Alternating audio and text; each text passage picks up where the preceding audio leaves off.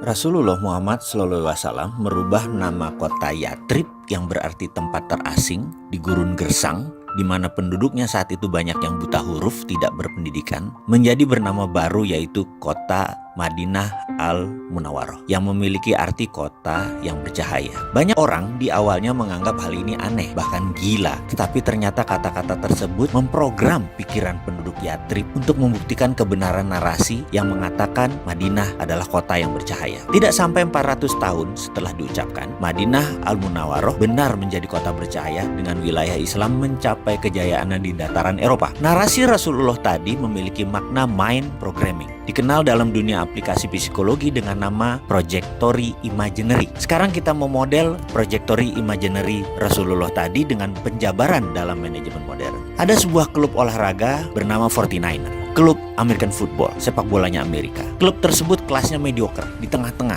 Dalam 20 tahun tidak ada prestasi apapun. Terakhir masa jaya mereka adalah di sekitar tahun 90-an. Sudah lebih dari 5 pelatih dalam 20 tahun tetap membawa klub tersebut hanya di kelas menengah, di kelas mediocre. Sampai suatu hari masuklah pelatih baru bernama Jim Harbaugh. Di tahun pertama sebagai pelatih, 49er tersebut langsung melejit masuk 4 besar. Di tahun kedua, dia membawa 49er menuju final, walaupun gagal di final tersebut. Dan apa yang terjadi dengan sentuhan pelatih Jim Harbaugh tersebut? Apa strateginya? Karena dia tidak banyak pemain yang dia ganti, sistemnya pun tidak banyak diganti, sedikit perubahan yang dilakukan. Namun ada yang paling game changing, yaitu perubahan dilakukan adalah merubah yel dari klub tersebut. Dan dengan merubah yel tersebut ternyata merubah perilaku tim 49er tersebut. Sama dengan penduduk Yatrib, kota buangan, yang diubah namanya menjadi Madinah, kota bercahaya. Penduduknya langsung berubah. Kembali ke Jim. Jim merubah kalimat mind programming, projected imaginary tadi, yaitu dengan mengatakan kalimat yel-yelnya begini. Dia akan meneriakkan kata-kata who's got better than us, atau terjemahan bebasnya siapa yang lebih baik dari kita. Maka seluruh tim, bahkan penonton mengatakan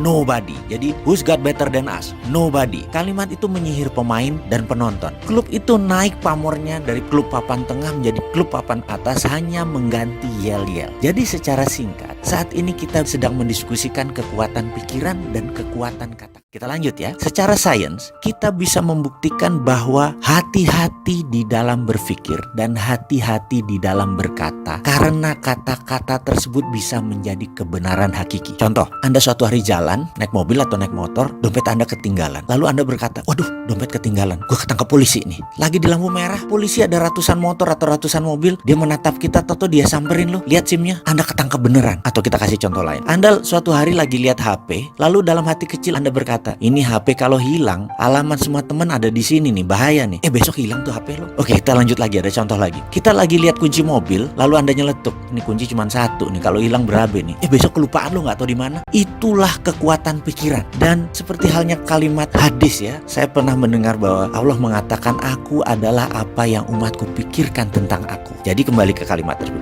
hati-hati di dalam berpikir dan hati-hati di dalam berkata-kata. Kembali lagi, sehubungan dengan berpikir dan berkata-kata, maka ada baiknya kita sekarang ke depan akan melakukan hal yang revolusioner untuk bangsa Indonesia, yaitu kita mengubah nyanyian nasional anthem kita, lagu kebangsaan Indonesia Raya. Kita ubah. Apa yang kita ubah? Kita tahu bahwa maestro pencipta Indonesia Raya, Wage Rudolf Supratman, menciptakan Indonesia Raya itu dengan 3 stansa. Menurut saya, stansa pertama adalah stansa di mana periode 1928 sampai 1945 sebelum kemerdekaan. Maka setelah kemerdekaan harusnya kita menyanyikan stansa kedua. Kita ingat kata-katanya ya. Stansa pertama, Indonesia tanah airku, tanah tumpah darahku. Artinya kita sedang berjuang dengan tetes darah. Kita lanjutkan. Di sanalah aku berdiri, jadi pandu ibuku. Indonesia kebangsaanku, bangsa dan tanah airku. Marilah kita berseru, Indonesia bersatu. Artinya kita belum bersatu. Itu stansa pertama. Kita lanjut stansa kedua. Indonesia tanah yang mulia, tanah kita yang kaya. Di sanalah aku berdiri untuk selama-lamanya. Indonesia tanah pusaka, pusaka kita semua. Marilah kita berdoa, Indonesia bahagia. Ini usulan kecil untuk merubah itu semua. Bagaimana dengan usulan kecil ini untuk kita memulai menyanyikan stansa kedua pada lagu kebangsaan Indonesia Raya, agar kita bisa merubah pikiran kita dengan pikiran yang benar dan berkata yang benar. Semoga disetujui. Amin.